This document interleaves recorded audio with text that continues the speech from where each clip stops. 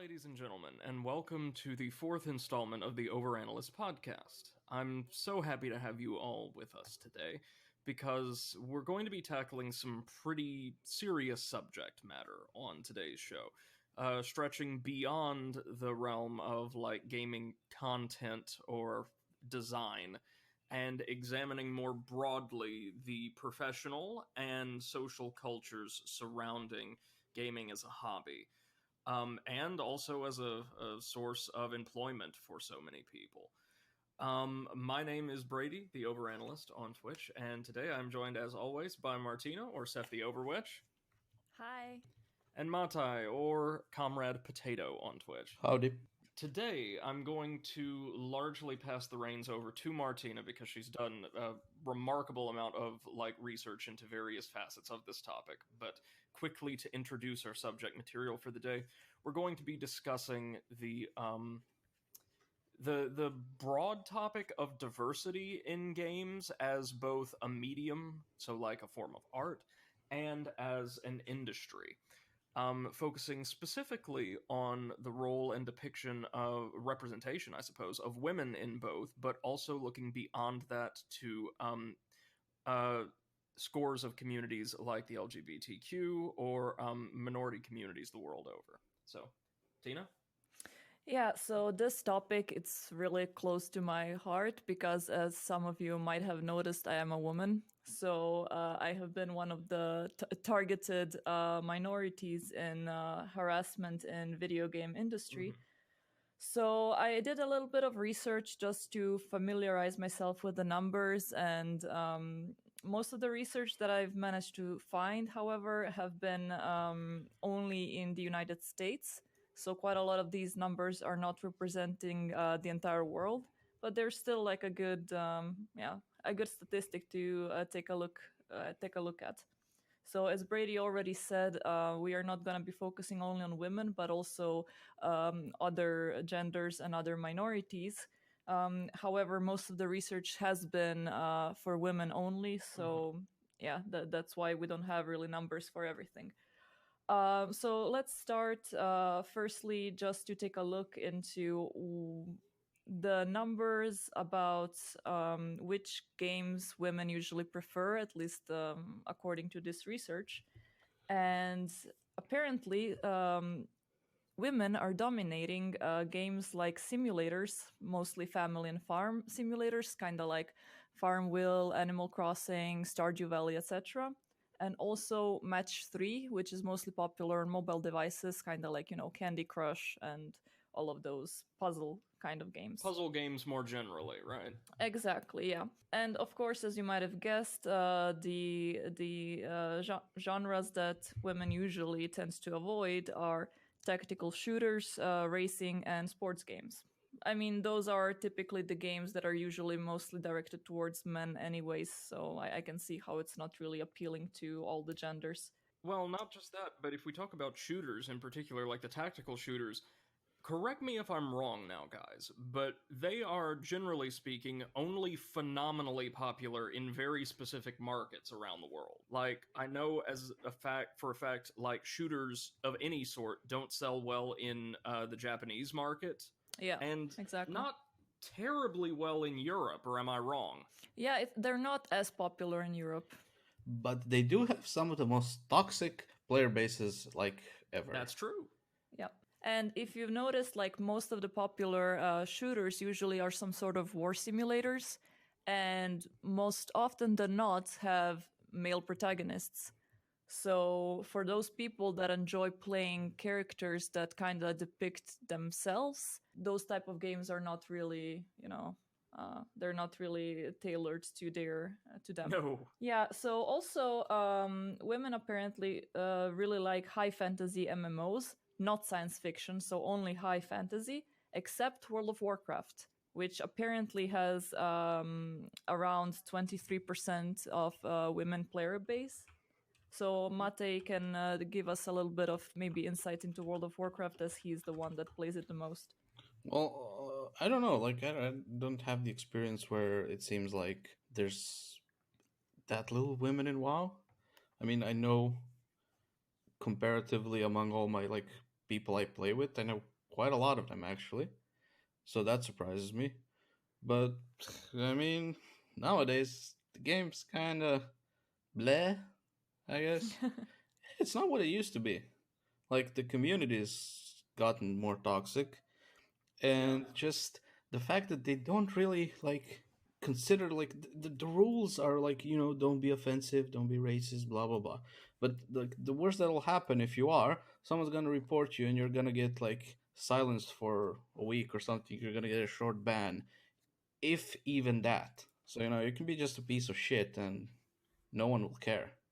And there's Hmm. also, I believe, right, in the community at least, a comparatively high barrier of entry or accessibility to WoW these days. Like, a lot of the folks around have been playing for years and years and years, and maybe the community is a bit less welcoming to totally new players in certain sections than, say, communities of based around other MMOs. Maybe I could be wrong about that, but Well, like, lately they've really like simplified the game, like made it mhm, much less complex, which is was what most of like the older players are complaining about because there of are so course. many noobs. But I don't know. It's like not even that big of an MMO as it was like years ago, at Yeah. least to me. I think that also part of the reason why these numbers are so low is because I found in one research that quite a lot of women don't brand themselves as gamers. Hmm. So they just don't think of themselves as gamers. Like if they play one or two games every now and again, they don't say that they're gamers. So unlike men who usually say they're gamers even if they just play Minesweeper on the computer. So It's that also might be a bit of a yeah. it's not an integral part then of Yeah. many respondents' identity. Maybe they just don't feel like the need to be branded. Like why Right. do they need to say that they're gamers? And speaking of terminology, because all of the harassment and the context where the term girl gamer has been used in, that's terminology now. It's actually very offensive because when you say to Mhm. someone you're a girl gamer, you're kind of implying that they're not a good gamer, that usually they have what we like to call simps, the people that are gonna be helping them with everything. And yeah, so just the terminology itself seems to be very wrong nowadays. It's pejorative for a couple of reasons. Yes, context is absolutely one of them, but it's also often used in the context of like segregating women or the female Yeah, into an inferior subclass like gamer, which, let's be fair, linguistically is a completely gender neutral term, is exactly. understood in a lot of these toxic communities to have like male connotations. Yeah. So the girl gamers then in these assholes' minds are like an inferior suborder or subclass. Yeah, I mean, when people ask me, I don't say that I'm a girl gamer. I say I'm a gamer because, like, I'm first of all, I'm not a girl. I'm a woman. So just them Amen. referring to me as a girl, it's a bit offensive. I mean, I don't get too bothered by it, but it's like I'm not a 10-year-old girl. I'm a grown ass woman. So don't talk to me like that. Right on. Well, if I'm like gonna be honest, to me, even saying I'm a gamer seems kind of like why? Like it's not who I am. It's just something I occasionally do for like 2 hours, 3 hours a day. Like it's like saying, "Oh yes, I'm a Yu-Gi-Oh player." No. Or I'm a sleeper. I sleep 8 Oh hours a yeah, day. Yeah. true. Or I'm a eater. I'm a corporate slave. Aren't we um, all? Yeah. I likewise don't identify as a gamer. I identify, if you ask me fundamentally what I am, I would probably say, I'm a teacher or I'm a graduate student or something like that. Exactly. Gaming is just one of my hobbies, and you're right. It's like saying I'm a reader or what have you. It's not. So I don't use the label personally because I feel like it's again just one of my hobbies. It's not something that defines the entirety of who I am. It's something I really like to do, but also the culture and the toxicity that surrounds the term is absolutely deplorable to me.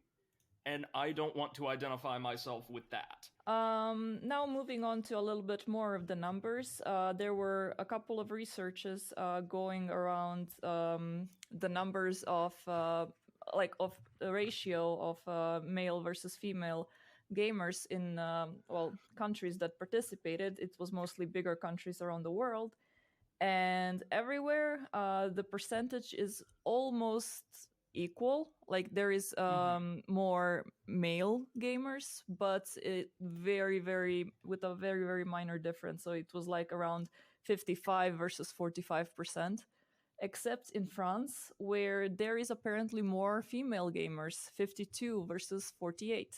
Yeah, that's really interesting. And you said during one of our earlier takes, you couldn't find any research that suggested the determinants of this, like something about the video game culture in France that might... Honestly, I did not see any reason why that would be the case, except that maybe they had the luck of, picking that one study group that had a higher percentage. But again, as I said, like all of the percentages are almost equal, so it's a very small difference.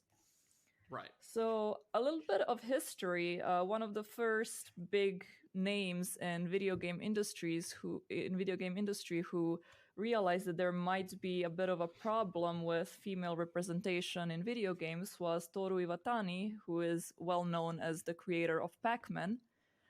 He realized that Pac-Man is mostly targeted toward the male audience, so his solution was to create a female character called Mrs. Pac-Man in 1981, which was basically Pac-Man with lipstick, high heels, and a bow.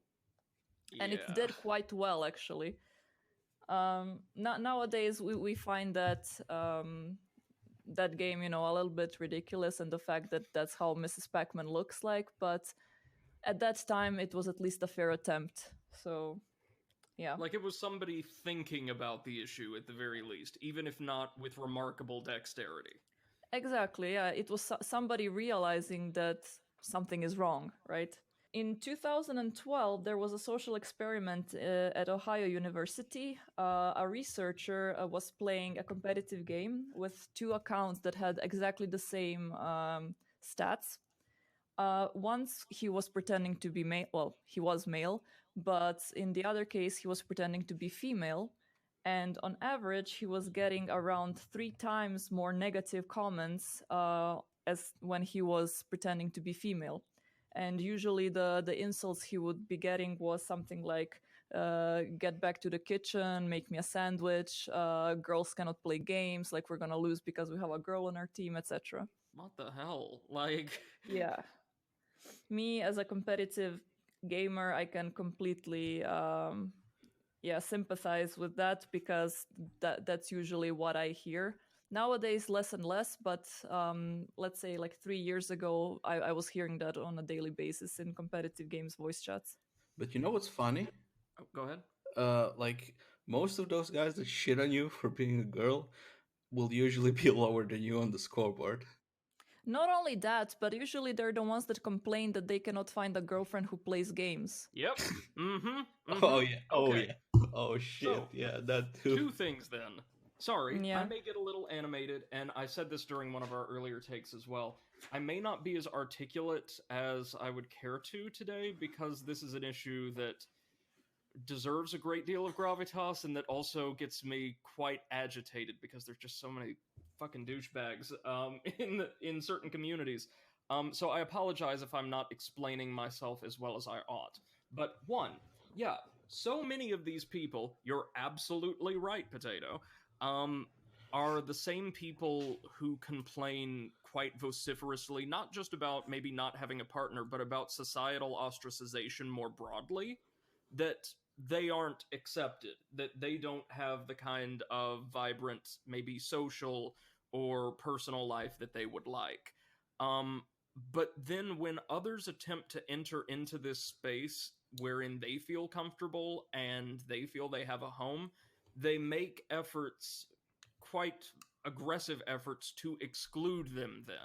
So the way I see it is, beggars can't be choosers. If you hate the fact that nobody connects with you and nobody shares your passions or hobbies or whatever, you can't say to somebody who wants to come in and engage with you on that level, oh, no, no, no, no, no, you don't get to have this hobby. You don't get to gatekeep while complaining that you're being kept out of the rest of the world by gatekeepers. You just don't. Exactly. And secondly, as we're going to see, this is going to be kind of a running theme throughout a lot of today's commentary, especially when I weigh in with a little bit of very tragic gaming history from the mid-20 teens later on.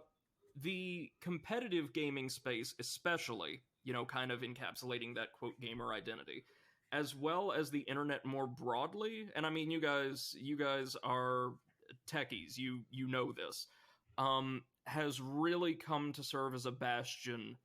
I'm not saying the majority, far from the majority, but bastions for like fringe, hard right-wing groups and subcultures over the years. Like, this is the type of space, online I mean, where racism, where sexism, where misogyny thrive.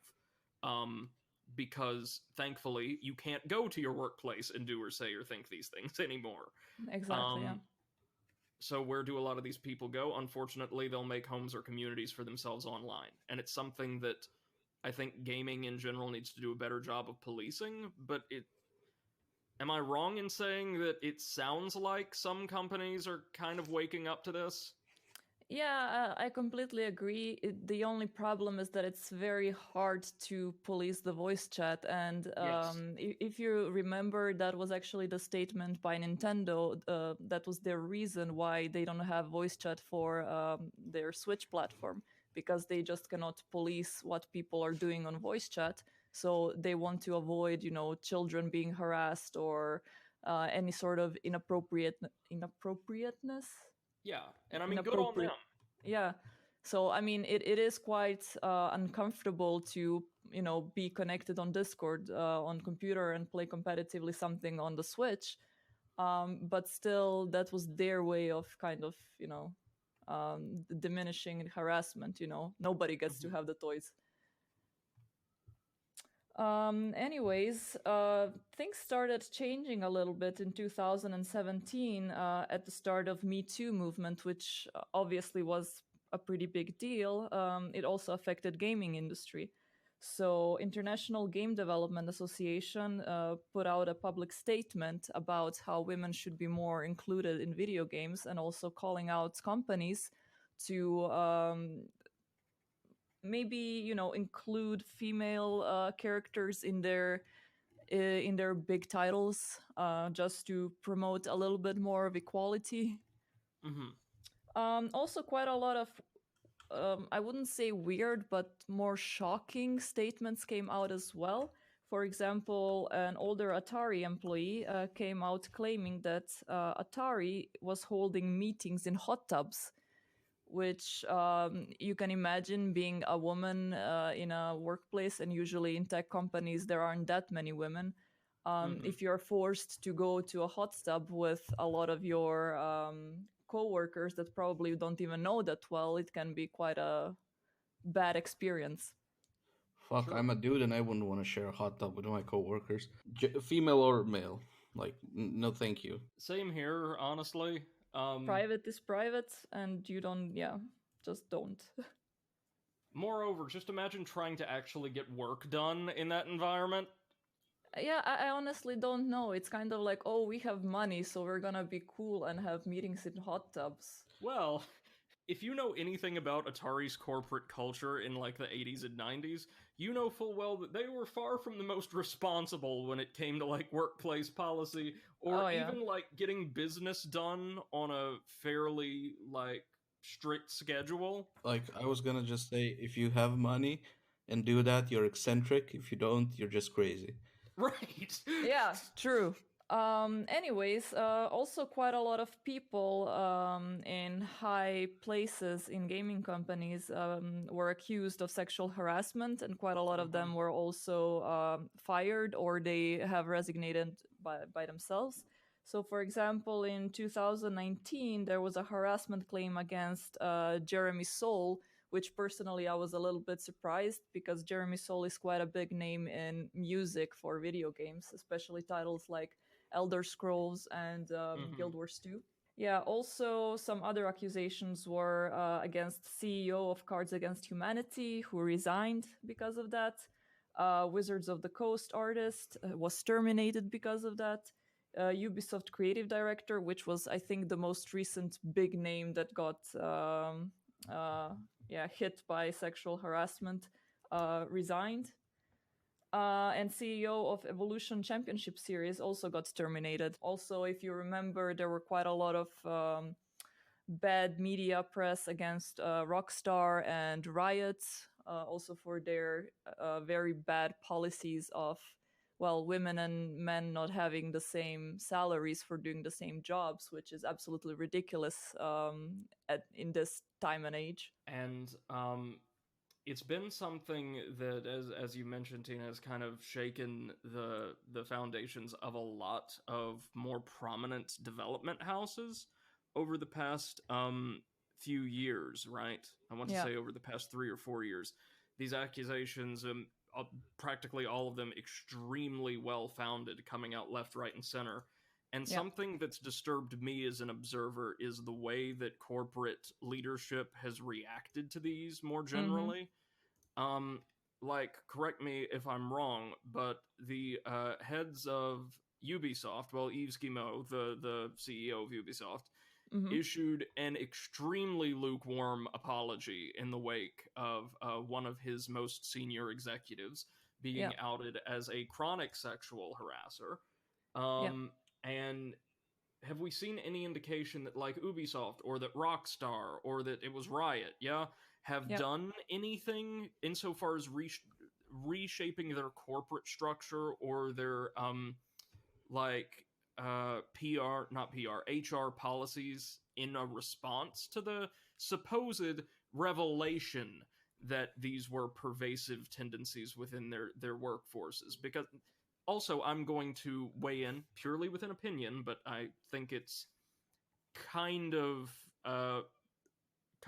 justified to say at this point, I do not believe that executives at any of these companies were not aware of what was going on in and around their workforce. Not when you're talking about patterns of behavior that were participated in by numerous individuals over a period of years. Either you know outright or you've heard something and just ignored it. But have we seen any indication that they've changed or learned or responded to this productively? Or I think, as far as I'm aware, only Rockstar was the one that was publicly saying what they were doing to improve their policies, because I remember quite a lot of articles on PC Gamer, IGN, etc., because Rockstar was under a lot of fire. Yes. So it seems like they were trying to do something, but when it comes to companies like Riot and Ubisoft, for example, the only thing that they did, I mean, again, as far as I'm aware, is put out that very apology. And that apology, usually, to me at least, it didn't sound like, we are sorry that this is happening, we're going to try and get to the bottom of this, but more like, we are very sorry that you found out about this one particular person who is very wrong. We're gonna eliminate them, and that's it. Like, see you next time when you find out about another predator. It was the, like, gaming corporate equivalent of, we're sorry if you were offended. Yeah, exactly. Right, so let's mention one of the bigger names in, let's call it the feminist movement in video games, and that is Anita Sarkeesian. I remember it was quite a long time ago now when I first came upon her videos about the tropes in video games, and I can honestly say that at that time I hated the videos. So I really, really hated them because I mostly did not agree with them.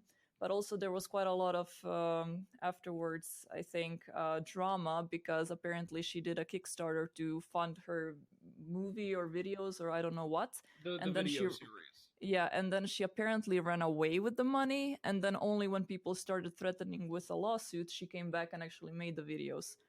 But that is, beside the point. The videos mostly were focusing on how big female names in video games are usually damsels in distress, Right. which is, I would say, like 70% true, 30% false. Like we do have some characters like Princess Peach, for example, in Super Mario series, Yes. which is the most obvious one. Also, Zelda in The Legend of Zelda, although lately she became more hardcore and less of a damsel, but more of a silent protagonist. Love that, by the way. Yeah, exactly. But there was one game that I actually found out only because of her videos, and that was the one that was starring Princess Peach. Remember the name? Super Princess Peach. Yeah. Yeah, exactly. Which basically Nintendo gave Princess Peach the power of menstruation, which Yeah. it Wait, was what? absolutely ridiculous. Okay. Yeah. So, Tina, do you want to take this or shall I? No, no, no. You go ahead. Okay. So, Mate, here's the plot, right? Or here's the conceit. Princess Peach has to journey to rescue. I think Mario and Luigi are both kidnapped by Bowser, and I guess he wins for once. And Princess Peach has to journey to rescue them with the aid of a magical talking parasol who gives her the ability to tap into extremely violent, visceral mood swings to gain different superpowers. For instance, when she's happy, she generates a whirlwind and can fly around the stage, getting like verticality. When she's angry, she's literally a flame and can like stomp through weaker surfaces. When she's sad, she cries uncontrollably and can extinguish fires and things like that. It it was like a really offensive comedy routine from like the 1950s Yeah. used as a design document. Oh God. Yeah, I tried it Yes. out. The game, like the gameplay is actually quite nice, but when Yeah, you no, it's are not looking bad. at it, like the game itself is pretty good, but like when you think about it, you're like, did they really go there? Is this a real thing?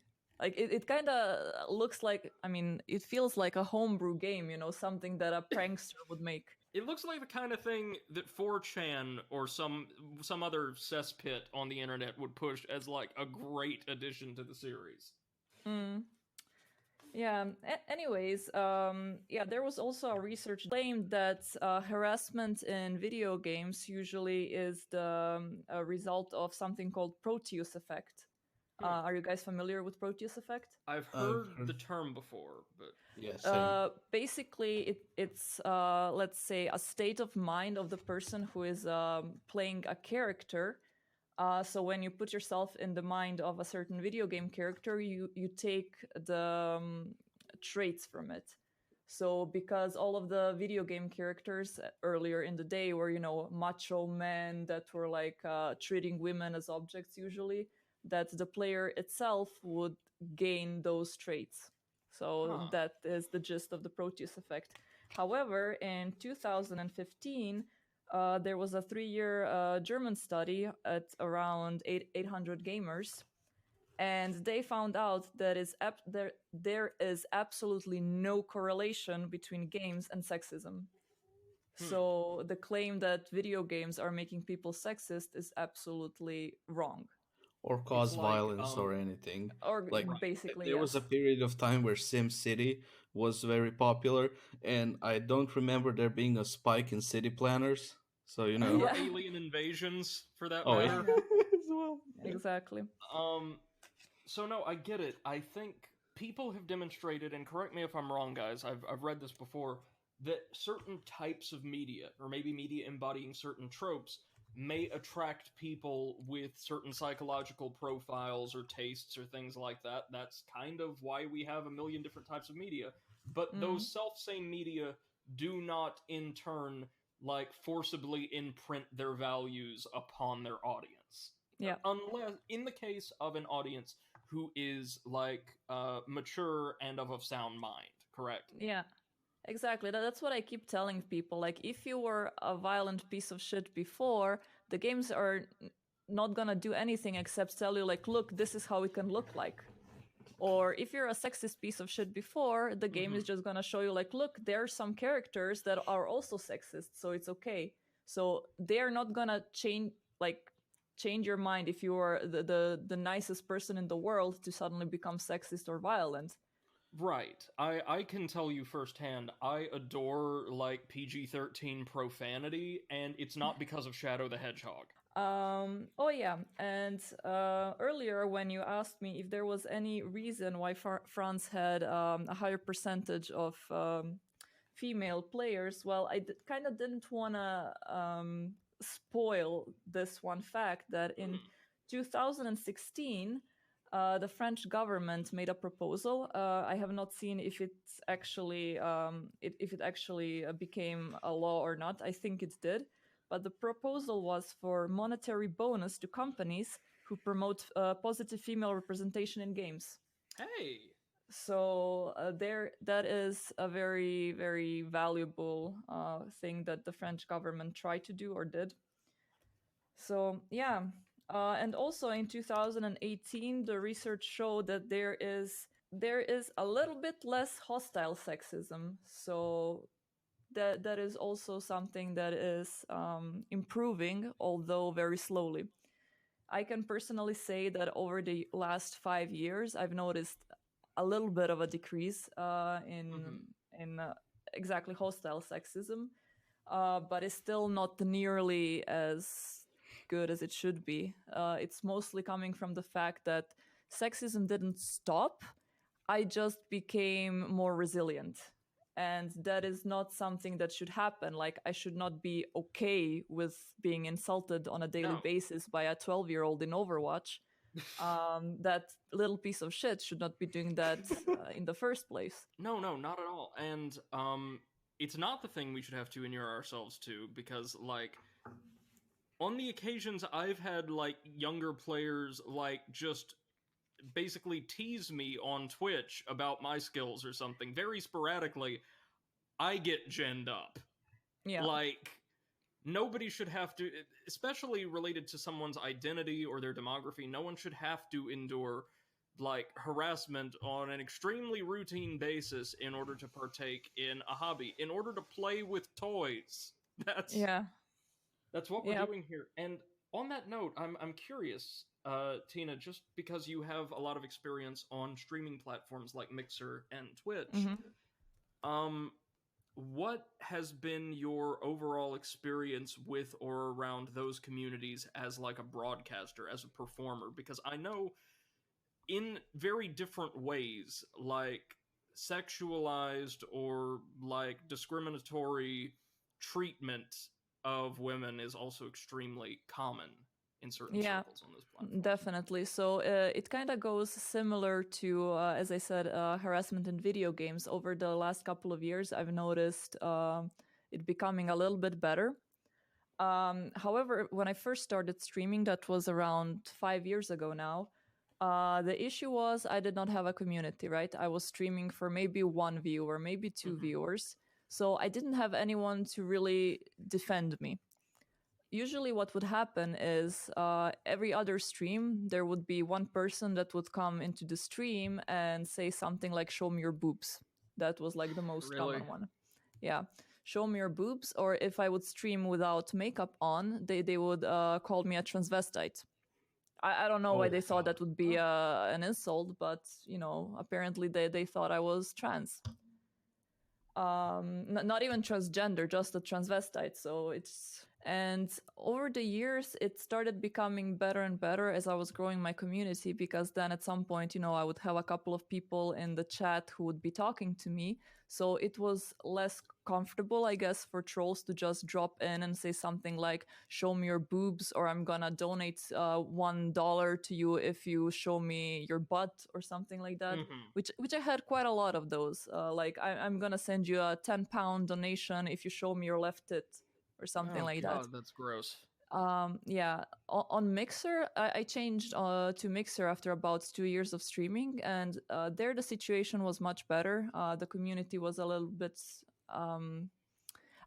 better, but I think that was mostly because it didn't have as many people there. So there were not as many trolls, obviously, it's just the law of numbers. However, when I then returned back on Twitch, that was about a year ago now, things started getting much better. I would have a lot of people in the stream, so usually I would not experience harassment in the chat itself. Mostly the harassment only came from voice chats of the video games, where still every now and then I do get the usual, oh my god, we have A female, of course, she's a support. Like that's the most standard stereotype ever. If you're a female player, you obviously have to be a support player, and that's obviously the only type of characters that you're allowed to play and that you know how to play, which is absolutely false because I know so many women who are amazing snipers. So I also wonder if like any of these people have met another human being in person. yeah, really. I mean, I wouldn't say like okay, I kind of understand it. I do not agree with it, but I understand why people insult other people when they have the safety of being anonymous. So when they're hiding under a new username. However, when you're in voice chat, it is a little bit more personal. So it's one thing to type something down and then turn off your computer. It's another thing to be active in a voice chat and actively insult something, like not with just one sentence, but continue doing that throughout the entire match. Yeah. That is less of a just a troll, but more of a continuous harassment. So you see, the solution is you can't play online games without giving the company your actual like info. Mm-hmm. Then if you get so many reports about harassing people, you get doxed to them. Guaranteed no one will be toxic anymore. Just give it to the police and have them knock on the person's door and be like, hey, we just heard that you're a very offensive piece of shit. No, not even that. It's just like people are not gonna be toxic if they think, oh, there's somebody that might find out where I live and come beat the shit out of me. Yeah. Okay, so one of the weirder insults, I would say, well, it wasn't really an insult, it was just a weird question, and I got it a couple of times because of my voice that is not really, high-pitched and girly. I would get quite a lot of comments of, are you a little boy or a woman? What? So, I mean, my standard response is, I'm whatever you want me to be. But it saddens me. Like, I would say about 80% of the time, the comments are coming from children. So, of course. And especially those children that should not be playing that type of video games in the first place. And secondly, there is also like in terms of condition that says you need to be at least 13 years of age to play this. Mm-hmm. And that is like that with most of the shooters. And the other 20% is from what I at least hear from the voice, full ass grown adults. So how can you be a functional part of this society and have such a horrible view of the gender that is literally bringing more people in this world, like the gender that you need to create more life? I'm going to be honest with you. I would say overwhelmingly you can't. And a lot of these people, if they're like grown adults and do this like ritualistically, I'm probably not going too far into the realm of speculation by saying they probably aren't perfectly happy, healthy, functioning members of society, right? Yeah, absolutely not. You raised an interesting point, because I think there may be a correlation between, as you say, these people, like grown-ass men, like just spouting off anytime they interact with someone who is not just on the basis of gender. I've seen it happen in games based on race or nationality or something like that. Somebody who's discernibly different. And the children, the younger players who have these platforms, who have these competitive games, or just games in general, as both an outlet and a form of like social experimentation and expression, who are learning from the culture that's being perpetuated by the adults, by the former. Yeah. Like, what do we think, guys? Is there some element of this that's kind of self-sustaining? The kids learn and imitate what they see others doing, and then they kind of just support and replicate it within their own social circle online, and it just kind of keeps going? Absolutely, but I just want to say, I feel like most of the kids that are like doing it aren't really doing it because they like believe that girls are worse at gaming than them or whatever they say. I think it's just that they think it's funny and edgy and they just do it because they see others do it. Yeah. And just, an endless circle of toxic cesspools. Yeah, no toxicity, like just all the way down. And I would argue in a situation like this, a situation that's discriminatory, there is no inherent difference practically between doing it because you have a sincere belief in a harmful or exclusionary ideal and doing it because you believe it's funny or you believe it's the cool or edgy thing to do. Because the impact on the person on the other side of the voice chat, the impact of the person on the other side of the screen is going to be the same. Like one of the comments that I also would get if I would get like a higher score than the other teammates or something, the comment would be, well, she obviously let her boyfriend play for her. Like, firstly, I don't have a boyfriend. Thank you for bringing that up, you little fart nugget. And secondly, no, I was a better gamer than most of my boyfriends. So, yeah. So guys, remember, if you want to date Seth, you gotta be shit at video games. Yeah, Bad also joke? remember those relationships ended. Oh, yeah, okay. Don't be too shit at video games. Just don't be better than her. Be Yeah. be just shit enough. Be Hellpoint. Don't be Cyberpunk. Oh god. Oh my god. We And were able to get it in there this week. yeah, mandatory cyberpunk reference. Okay. But yeah, guys, have you ever had any sort of experience where like a friend of yours has been harassed in video games or has had a difficult situation like that? Yeah, actually, yeah. My ex, we used to play WoW together a lot, and we joined a new guild where we both came as tanks. And then, like, I'm gonna be honest, she's not that good. She's not that terrible. Like, it wasn't needs to get benched. But they Yeah, of course. basically just told her, "Oh, we're sorry, you can't play a tank anymore. But if you want, you can play your healer." Which she did have, like, a leveled up healer, geared up, everything. It's not like she would have to put any work into switching. It's just that she decided she doesn't want to be that. And she was like, "Okay, fine. You don't want me as a tank. I'll just find another guild. No harm, no foul, right?" Except one of the officers went to whisper her new guildmaster, like, "Oh, I see you took her as a tank. Don't you know she's shit? We benched her from a tank position because she was terrible. Blah What? blah blah." Oh yeah, oh yeah. Like, I pretty much immediately left the guild after I found that out. I mean, I talked to the guildmaster first, and he was like, "Oh no, don't leave. We're gonna like punish the dude that did it. Blah blah blah." And I'm like, "Are you gonna? Is he gonna stop being an officer?" "Well, no. Blah blah blah." "Yeah, sure. I'm gonna leave."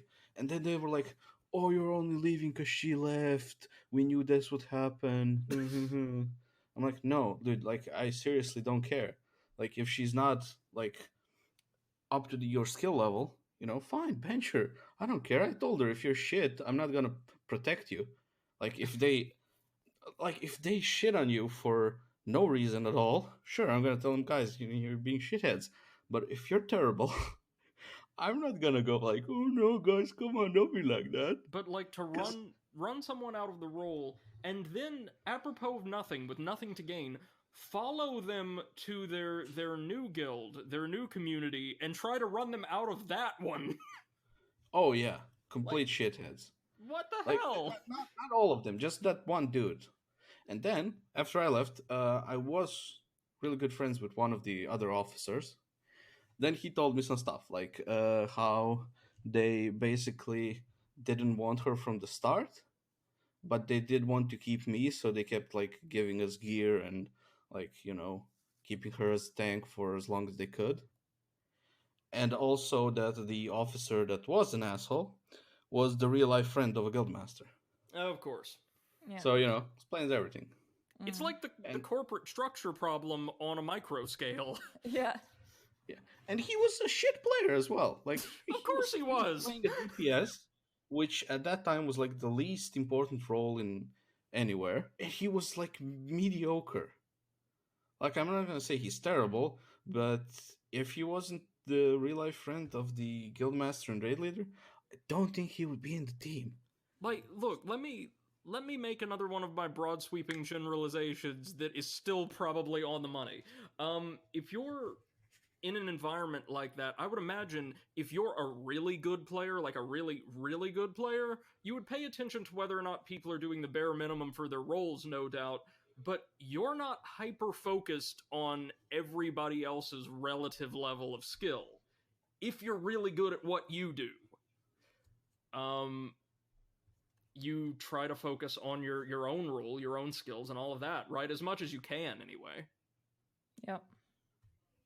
Yeah, unless you're like the role in the team is to like pay less attention to the actual fight and try to assess the other people who might be lacking some stuff. And like first thing you're gonna do is you're not gonna go into your team and just tell them, oh, you're shit, we're benching you. No, you're gonna go like, look, you're doing this wrong, let's try and fix it.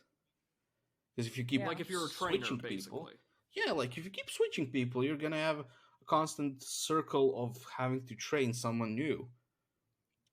Like I think the more important than actually getting like better and getting further is that you have a good like team. I don't know, like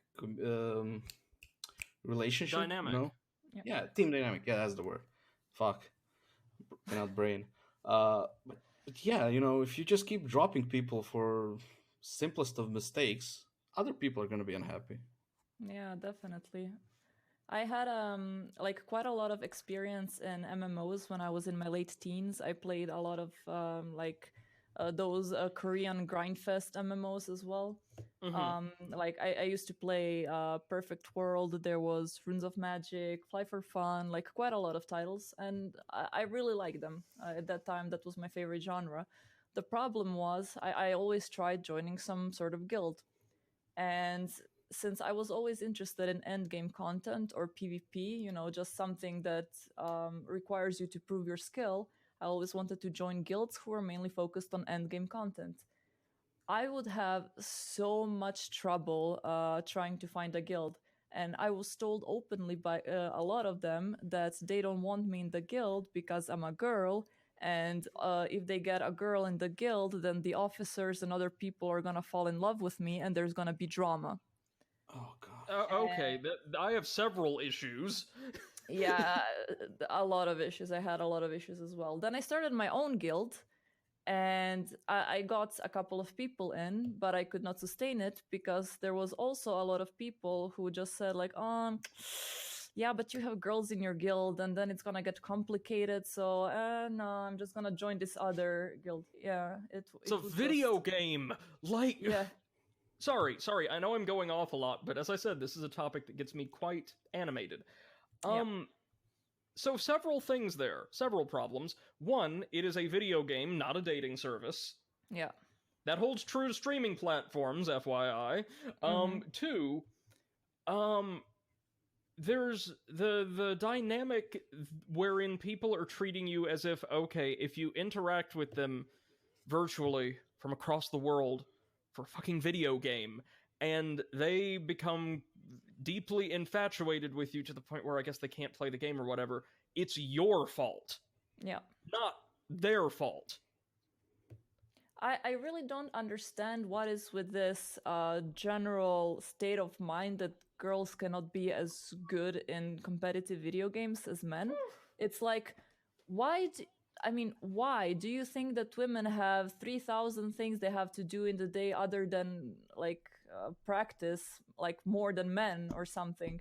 It's like, aren't you kind of insulting yourself that you don't have anything better to do in your life but play video games to become the best person, like the best video game player ever? And women have a lot of things to do, so obviously they cannot be as good gamers as you. But come on, it's not like a guy's gonna, you know, wash the dishes, do the, like iron his clothes, wash the clothes, clean up. Of course they're not, because they're living in their mom's basements and their mommy does it for them. Yeah, you're right though. That dichotomy, it's like, okay, they're saying essentially, though they don't recognize it, like, no, only men can be good gamers. Women can only be like good all around well-adjusted people. Yeah, but not gamers. Not the gamers TM. Yeah, but it's also like nowadays, of course, it's been more and more normalized that there are women in competitive gaming, so there are women's teams. But honestly, I wish it was more normalized because esports is not the same as regular sports. Like I really do not see the reason why the teams cannot be mixed. It's not like we have a deficiency, because we have tits, so the tits fall on our keyboards and suddenly we're shit players, right? So we need to be in like a lower rank or whatever. It's just, I don't know. No, but like I did see an article. I think it was like from 2014, where the International Esports Federation got a lot of flack for like segregating the genders in esports because, Mm-hmm. like you said, there's literally like no physical advantage to being male or female in the games. Literally, like it's not like dudes have an extra arm which they can use on the keyboard. Like, and then they got a lot of flack for it, and they I think that was sometimes around the Gamergate like fiasco, Yep, and we're gonna then get into that, believe me. Yeah. yeah, later. Best thing for last or something like that. But basically, then they made a decision where women can choose if they want to play like mixed with the guys, or if they want to play in like a women only bracket, Mm-hmm. which is again okay, like giving them a safe space. But Hmm. why should that be necessary? Yeah. You're a literal like sports federation. Like, if someone's being a shithead there, you can deal with that. Just ban them from playing. Yeah, like what if FIFA was like, man, we've had this problem recently of players just like coming onto the pitch in like full on mech suits, and we can't stop them if they want to like start firing off their Megazord lasers at the opposing team. So, tell you what, we're gonna have like a standard rules bracket you can opt into, but otherwise you just gotta chance it. Maybe you're going to get squished by Voltron next time you head to the World Cup. The issue there is a failure or an unwillingness to like stringently police your player base more broadly to a universal acceptable standard, I think. Yeah. A couple of years ago, there was so the Overwatch League started. I think it was like 2016, about a year after Overwatch itself got released. And most of the players, well, not most, all of the players were male. I mean, competitive players in the Overwatch League.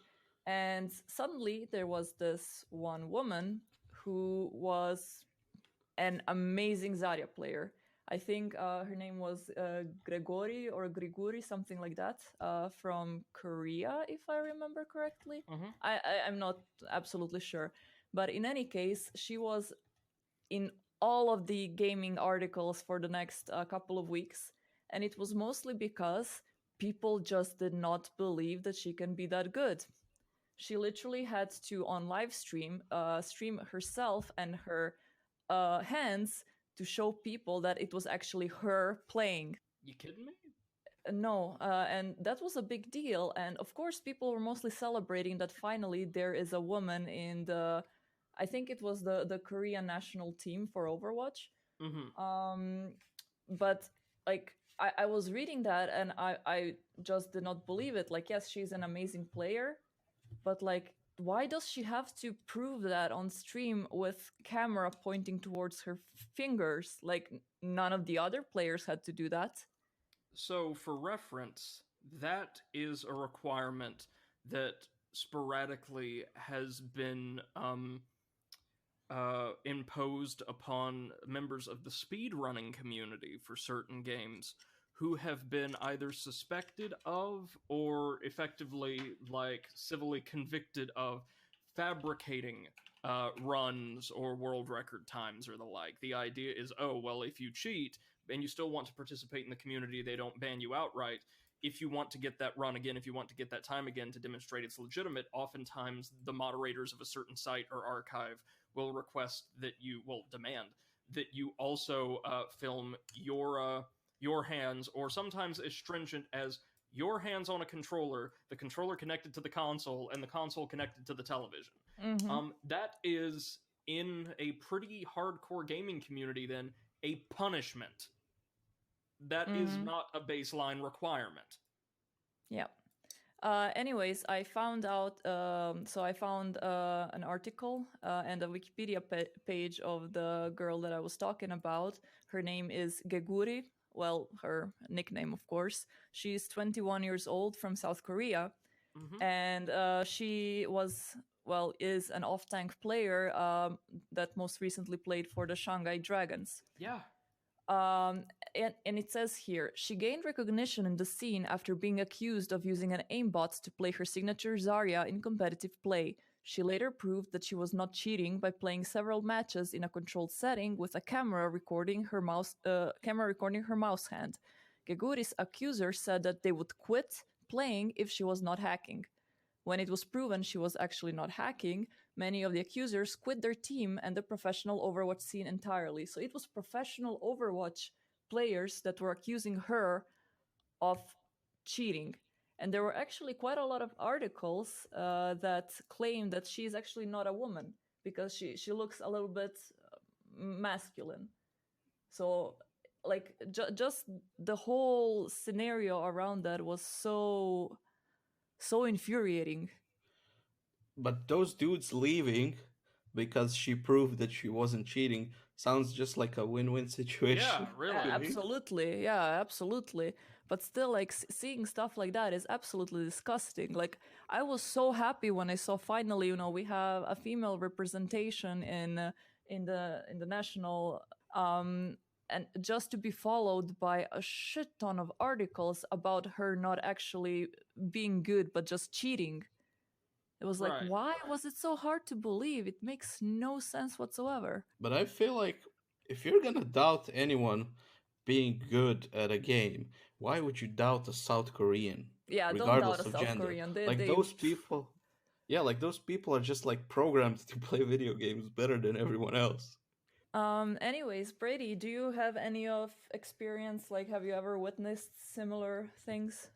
So, okay, I must confess firsthand off the top of my head, I do not, but this is for a couple of reasons. One, people in general kind of terrify me, so I don't participate in a lot of online competitive or cooperative games unless it's with people I already know well, like friends I'll play co-op with. I think we've discussed doing like a Remnant stream Yeah. series together some point Mm-hmm. down the line. I'll do stuff like that, but I gravitate quite strongly towards single player games, games with immersive worlds and stories and all that I can lose myself in. But back in the day, I did have a friend that I would play Halo online with. Sometimes we would just pass the controller around while I was at his house, and some of the things that I saw or heard directed at other players in like a lobby over voice chat were absolutely reprehensible. This was on Xbox Live, like the gaming world's hive of scum and villainy at the time. So you would hear a lot of racist, you'd hear a lot of sexist comments, completely unmoderated, of course. And the most disturbing aspect of that for me as like a young person watching was that it just seemed to be a normal thing. Nobody thought anything of it, right? People throwing slurs around like confetti. But I wouldn't know kind of the way that's evolved except by reading stories and firsthand experiences and things like that in the years since I'm not really a part of the online gaming scene. However, I will say, from the time I've spent on Twitch, like Tina working with you in and around your community and some other communities I've at least participated in the chat of, you do see a lot of like pretty outright harassment of like female streamers or players or things like that, way more than, well, any is too much, but still way more than you would expect, right? Mm-hmm. If it's like, okay, who the hell is going to do this in a Dark Souls 2 stream? Well, a lot of shitheads apparently. Yeah. But I will say, um, of my friends, both online and in real life, who play games quite seriously, I would say a scant majority of the folks who play like more obscure or really intricate titles are female. Mm-hmm. And just purely anecdotally, they're a whole hell of a lot better at those games than I am. Most of the quote unquote casual gamers I know or who are in my life are male. Um, and I think, at least in my experience with my friends or people I know, there's a larger share of women participating in a lot of gaming spaces, both in single player and multiplayer environments, who, due to the inherent toxicity of a lot of the communities surrounding them, do not advertise or identify themselves as such online. Mm-hmm. So there's they don't play over voice chat. They don't communicate with a lot of people, or if they do through like androgynous handles or things like that. Right. And they're pretty serious about gaming and pretty badass too. Mm-hmm. Um, so no, firsthand experience aside from just seeing it when I was younger, no.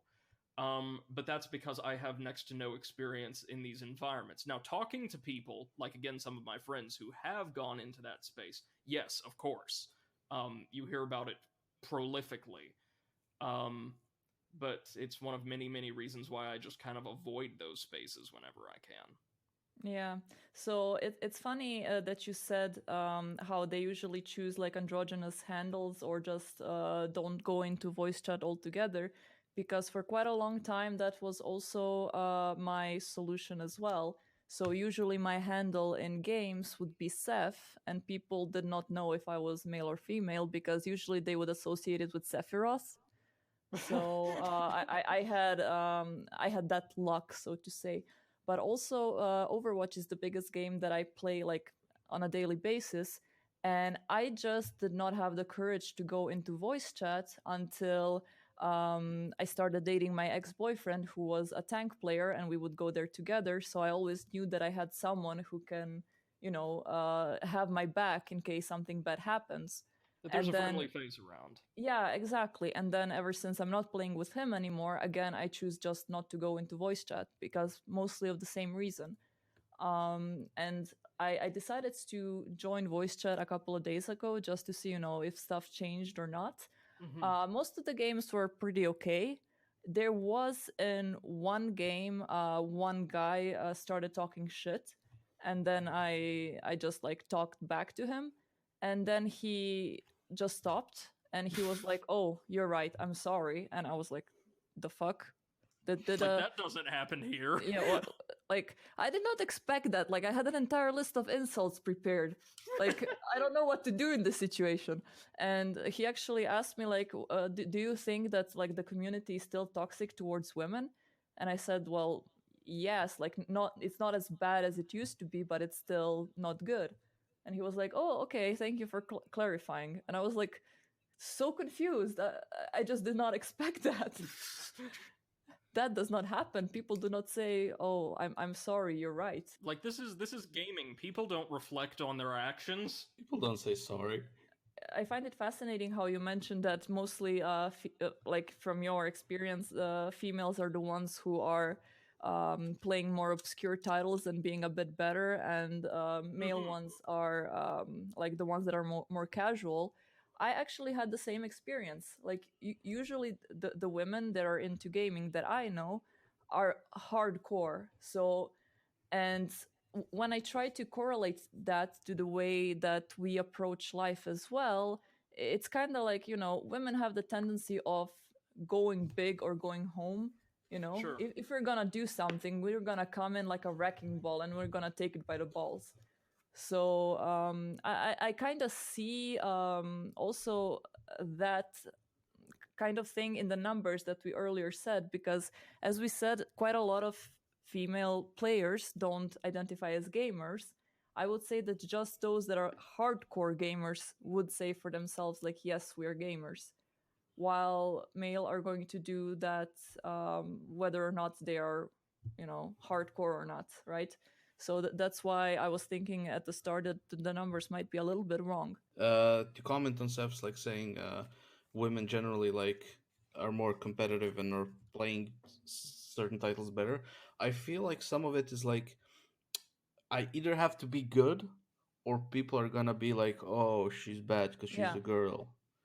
yeah. I feel there's a lot of that as well. Absolutely. Like I always felt more pressure to do better or to just take everything I do in video games seriously, especially if people were watching. Like when I'm streaming, I really, really have to focus and I really want to do my best.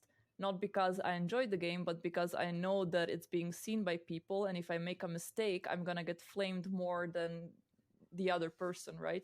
Which is why I'm very lucky to have you guys in my stream that you can Aw. entertain people while I'm actually focusing on killing the goddamn boss from the 75th time. Thank you so much.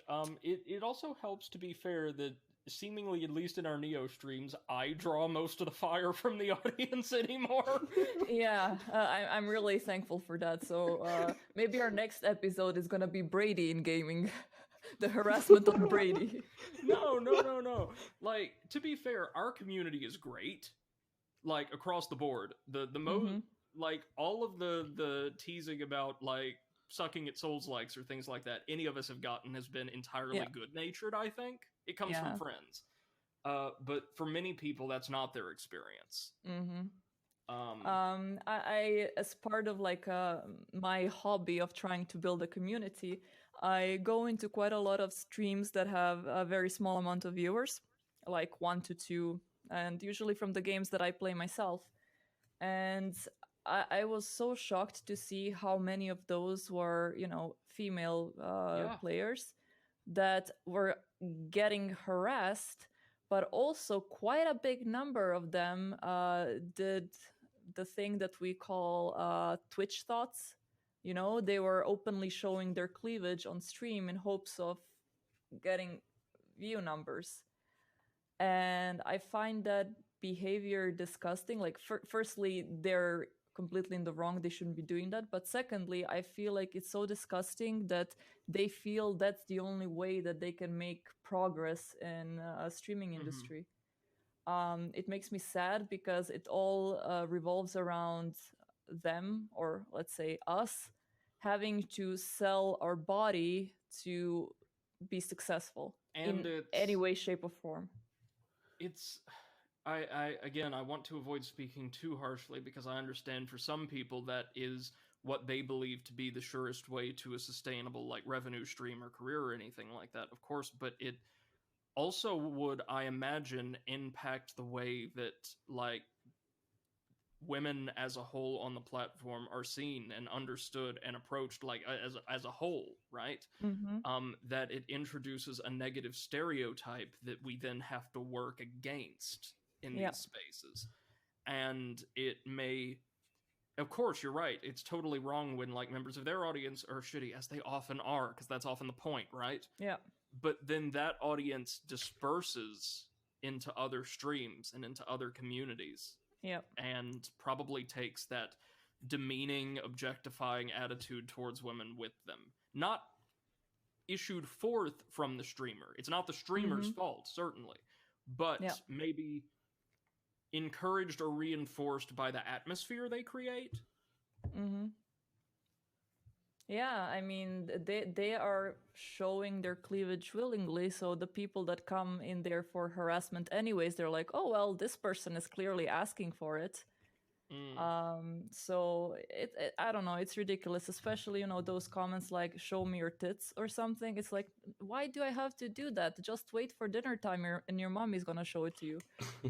So But there's also another issue. Like if like a girl goes on stream and makes herself look hot, and that's not like the integral part of the stream, like mhm, come watch me be like, pretty, show my tits. yeah, Yeah. Uh that's fine, you know. Some people like to make themselves look nice even if they're just at home playing a video game. Mm-hmm. Not no judging. yeah, But there are a lot of them that like are exploiting underage children because Twitch has underage viewers and a lot more of them than like some other pages, and it's because they can watch all day. Some of them go to school, some of them Mm-hmm. are like homeschooled, Yep. and there's a lot of like kids, or not even kids, like 14-year-olds, 15-year-olds, who are fucking stupid and in puberty. Well, Yeah. puberty makes you stupid, let's be honest. And they were like, oh wait, if I donate $100, $1,000, maybe she'll go out with me, maybe she'll show me her tits, whatever. Yeah. And that's kind of exploiting. Mm. Like It's not cool. quite recently, with a friend of mine, we were going through the a recommended page on Twitch just to see what is out there. What kind of people are on the top being recommended by Twitch, and at that point, the person with most viewers was a female streamer who did absolutely nothing on stream. She was sitting on her bed in a very skinny dress, with her cleavage almost completely out, very like a lot of makeup, and the only thing she did was she was just sitting there looking at the camera while there was music, and she had 24,000 viewers and donations coming in every second. That sounds um legitimately unsettling. yeah, and like honestly, I tell you, like when I came there, first of all, the chat was filled with people who were just commenting on like very inappropriate things. But Mhm. also, quite a lot of people were like, why is this a stream? Why is she doing that? Why are we here? Just like, why? Asking deep questions. Yeah, exactly. But my question was, when I saw that, was like, does her back hurt? Because that's quite a big cleavage, and it's like one of those cleavages that when you see them, you're thinking like, holy shit, she must have such huge back pain. But yeah, I was just flabbergasted by that being the top recommended stream by Twitch. But It was that's what basically happens often. softcore porn. Like, I'm not a prude. Like, I enjoy what young people enjoy, but like that is not a stream that, yeah, and it also was not 18 plus, so there was absolutely no pop-up saying like, this is a mature stream, click here if you agree. Even though that's also a very stupid way to do it. It's like, of course everyone is gonna say yes. Yeah. But do you guys remember the time when Twitch had a report option for no gaming content? Yeah. Yeah. Yeah. Yep. Yeah, Twitch. What happened to that? And I get it. Twitch has expanded to encapsulate things like cooking streams, like IRL chat streams, or talk shows, or things like that. That's perfectly fine. Yeah. But maybe there should be a report option for an inactive or an otherwise, like, totally unengaged stream. Yeah. Well, I'm gonna be honest. I've seen a stream of a dude sleeping where he streams himself sleeping, and I'm sure someone can enjoy that because something might happen one day. I don't He think might that's sneeze really in an sleep. issue, but there's a lot of issues with Twitch not properly enforcing their rules. Yes. Like a lot of like, if a girl breaks the rules, which are like a permanently bannable offense, but she gets a lot of views, she gets a lot of money to Twitch, and then they're gonna be uh, yeah, and like I think the article I posted a couple of weeks ago, where a girl was accidentally streaming while recording content for her OnlyFans, What? which is like normally permabannable. Oh, 3-day ban, or I don't think she was even banned. I don't actually remember. But yet again, then you have people who get permabanned because of DMCA strikes. Oh yeah. But also, by the same token, even though, like, nothing explicit was visible, I think it was on either YouTube or Twitch. I think it was YouTube. DSP famously, like, pleasured himself before his Neo Alpha live stream, and, like, nothing happened. Yeah, also there is quite a lot of double standards when it comes to the way that you are dressed in the stream. Yes. Like, women get bans for just wearing a tank top. Like, I don't get it. If it is 40 degrees Celsius in my bedroom, I really do not want to have more clothes, and I'm pretty sure that I'm not showing anything else other than my shoulders. And then there were some male streamers that I saw personally who were streaming without their shirt on. How is that more appropriate? I don't understand. Well, But as far as I know, Twitch actually quite a while ago changed their rules. Like guys cannot stream without their shirts Yeah. on. And if you're a dude and you do that, somebody reports you. I think it's more of like nobody reported them. Mm-hmm. Because if somebody reported them, they would have probably gotten a permaban. Yeah, but also there are quite a lot of these streamers that are doing body painting, which is an amazing art, and whoever can do that, kudos to you. But quite a lot of them were starting to get bans because, I mean, they are naked. They are not like showing their inappropriate bits, but they're showing, down until the nipples barely, basically, and they're doing art on their own body. And like for Twitch, that was really a gray area because it was nudity, but not really. So how to police that? In the end, body painters managed to somehow do it, but still, it was it was not a a matter good of time for much them. debate, right? Yeah, exactly. Yeah. It was a lot of going back and forth. I think they handled it fine. Like, I think the current rule is now, as long as you like cover the nipples, Hmm. it's fine. And I think a lot of them like, if the girls like they paint their boobs off stream Yeah, of course. and then just do the rest on stream. Or just put some sort of cloth around, just Yeah. and then paint over the cloth as well. So I mean that's okay. As we said earlier, there's a quite a lot of underage audience, so you need to be appropriate. Yes. What about female representation in video games? What is your guys' opinion on that? I feel like certain games do it to a detriment. Like where somebody tries to make like a female or trans or homosexual empowerment game, and they go overboard. Oh, Like yeah. they make it like the only part of a character's like personality. Like Mhm. it's all about that. And that's personally not interesting. Like you want your character to develop, to have more to it. Otherwise you're just an NPC. Mhm. Kind of like some people literally have one thing that's moderately interesting about them, and that's all they talk about. And you have one conversation with them and you're like, oh Jesus Christ, you're a fucking real life NPC. Never want to talk to you again. Like those stereotypical vegan evangelists. Well, I put them sort of in the Jehovah's Witnesses category, Ah, right. which is kind of like close but worse somehow. Do you have any example of like a game that is handling inclusivity very wrong? Oh God, I honestly to God can't remember any right now. What about you, Brady? Okay, so as one would expect from 4 episodes of this podcast, I'm sorry my answer is going to be a little long in the tooth.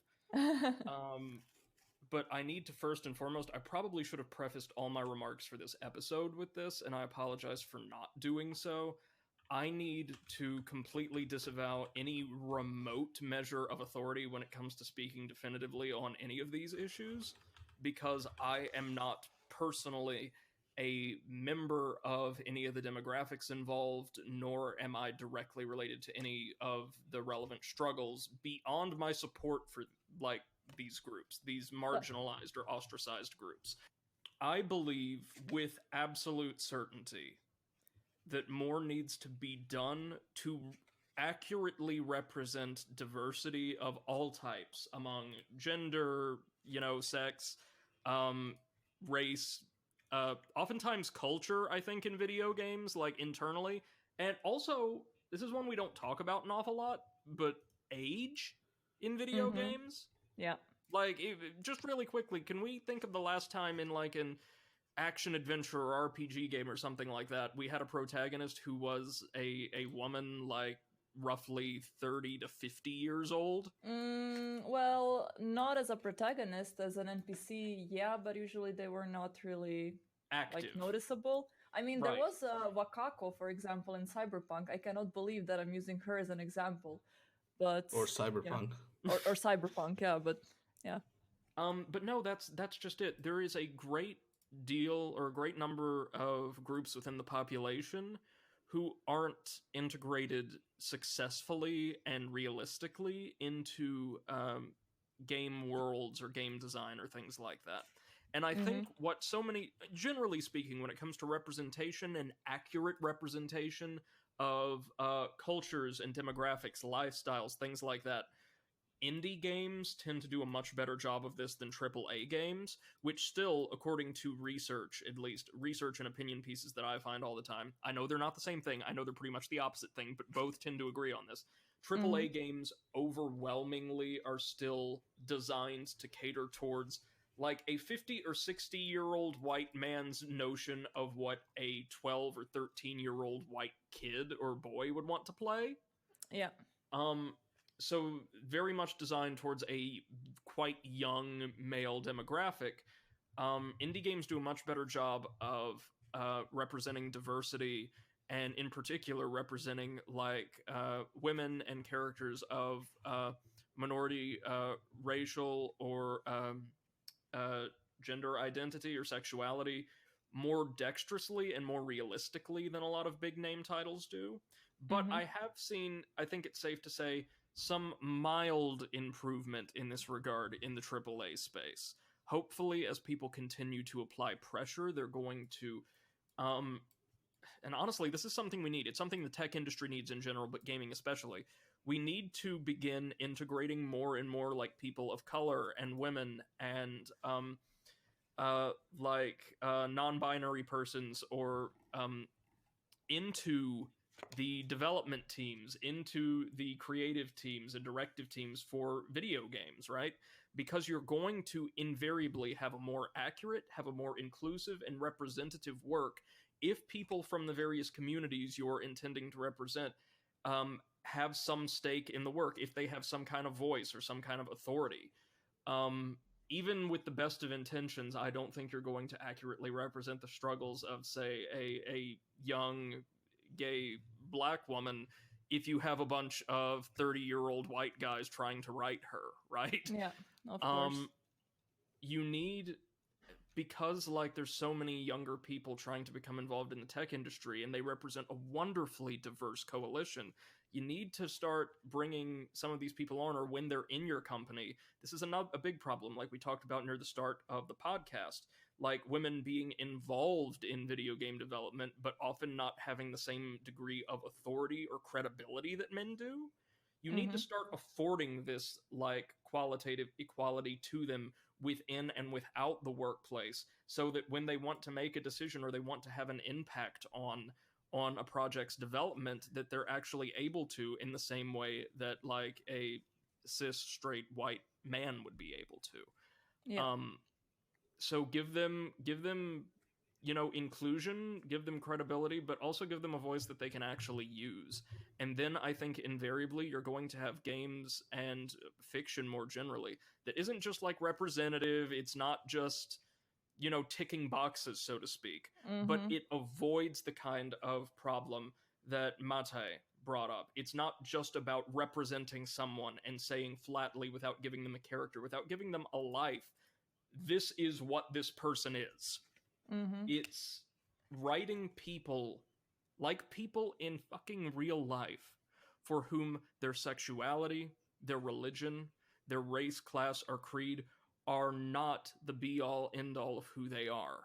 They are components of their identity, or they're components of their demography, but they are a fully functioning, well-realized, and ideally really friggin' well-written person beyond that. That there's people first, well-written characters who happen to be female, who happen to be gay, who happen to be from such and such a place or time, right? That's how I believe the best possible model for inclusion, when we not only give people voice and accessibility and the abilities to determine, but we allow them to write people, or we allow them to depict people as fully realized individuals instead of just collections of tropes based on demography. Yeah, I completely agree. I just wanted to make a small comment. Now we're completely changing into a different topic, but in case you guys don't know, recently, well, I think it was 3 years ago now, Ubisoft released a game called Assassin's Creed Odyssey that was Mm-hmm. set in ancient Greece. The main character for that game can be either male or female, so you can either play as Cassandra or you Mm-hmm. can play as Alexios, I believe his name is. Yeah. So the funny thing about that is that the CEO of Ubisoft claimed that Cassandra was the only playable character at the start, but they decided to add Alexios because they believed that having a female character is not gonna sell their game. So that having a female protagonist is just not good for a video game. They also tried to pull that with Unity. Remember, like, Yep. female character models are too hard to design Yeah, or, exactly. like, God. map to, which apparently it wasn't after people said, hey, no, that's BS. Of course. Because they were able to do it easily. They weren't able to make anything else in that game work, but they were able to make those work. Yeah. That's a big problem, though, as well. And we could devote an entire episode to this, but just the issue of game companies, like the big ones at least, being far more willing to, like, pander to toxic sections of their fan base when it comes to design or content than to, like, accurately represent, like, their entire audience. Mm-hmm. But I feel like it's also where you try to do a demographic test where you find a bunch of people who play video games and get them to give you their opinions to see what people would like. I feel like a lot of women wouldn't even want to apply for something like that because they're just afraid of what would the other people there tell them. Yeah. Like, oh, why are you here? You're a girl. Huh? You don't play video games. Yeah, of And course. then they you know get that. wrong results. Mm. I wouldn't say that to anyone seriously. Like I mess with you sometimes, but I've known you for a long time, and if I feel like I went too far, I'll say sorry. I think I went too far. Yeah. I'm not gonna go to someone I've never met and just shit on them for that. If someone's a terrible player, regardless of gender, I'm gonna tell them you're a shit tank, you're a shit healer. Stop fucking playing Reaper or whatever. Switch Genji.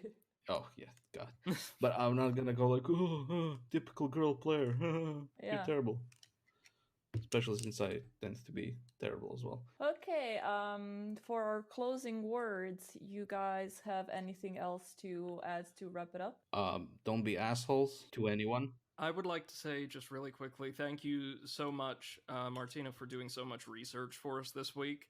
You really contributed the core of the episode, and for developing this idea for us to explore together. I think this is the most significant topic we've discussed together on the program. And again, just generally speaking, I am very, very sorry if I've not been as articulate or Typical as male. dexterous in my responses as maybe people think the topic kind of requires. But I believe that ultimately what we need to work towards as a community bound together by a hobby is an environment where everybody can be welcome and included, because one of the most beautiful things we can do in this life is share something we're passionate about or something that we enjoy with someone else, in the hopes that a little mote of our pleasure, our enjoyment can spread to them, and that we can join together in kind of simple blissful hedonism for a while, right? Playing games together or watching films or something like that. And I think the best possible future is one where everyone can at the very least appreciate each other's niche interests in things like video games or tabletop games, comics, fine art, what have you, anything. And we're all able to come together and maybe derive enjoyment from one another's passions and share in them. And I don't think it's right in the least to attempt to dictate who should and shouldn't be allowed to share in our happiness with us, as it is the ultimate end goal for all of us together, is to create a better world for humanity as a whole. And yes, you can in fact do that through simple leisure. My closing words are that I'm very thankful for my community, which is making my gaming experience so much nicer, and they make me feel protected and safe from harassment. However, I know that there is quite a lot of women or members of other discriminated groups out there that don't have the same luck as I do. So, in case you are feeling insecure, you're feeling unsafe in gaming community or in streaming community, feel free to reach out to any of the three of us. So, again, on Twitch, I am Seth the Overwitch. Brady is the Overanalyst, and Mate is comrade_potato. You can find us online at various times. We unfortunately don't have a schedule, but also you will find links to our Discords there. So feel free to join us to talk about your problems. We are there. We're going to make you feel safe. All right. Thank you, one and all, for joining us today for this very special and significant episode of the Overanalysts. I hope you've enjoyed your time with us, as we certainly delight in having all of you guys participate along with us. If you would care to follow us on Twitch, Tina just provided those links, but once more, you can find me at twitch.tv/theoveranalyst. You can find Tina at twitch.tv/SethTheOverwitch, and Mate at twitch.tv/comradepotato. We got the right potato this time. The Overanalysts is a variety gaming podcast which releases in the middle of roughly every week. Today's episode's a bit delayed due to some tech issues we had. And if you would care to engage with us on the topic of this episode or any of our others, please feel free to engage with us in Seth's community Discord or my own. There's a dedicated channel in her Discord server where you can submit questions, comments, or general responses to anything covered here on the Overanalyst podcast. And hey, if you happen to have an idea for an episode that you would like us to expand on in the future, feel free to submit it there, and we will try our best to spin it out into a full episode for you. Finally, but no less significantly, no matter how you have heard the Overanalyst today, you can catch our entire backlog on Spotify, Google Podcasts, or Apple Podcasts. Your choice, all completely free of charge. Thank you all so much for your time once again, and until next week, have a wonderful, wonderful time, dear friends. Goodbye. Bye. Bye.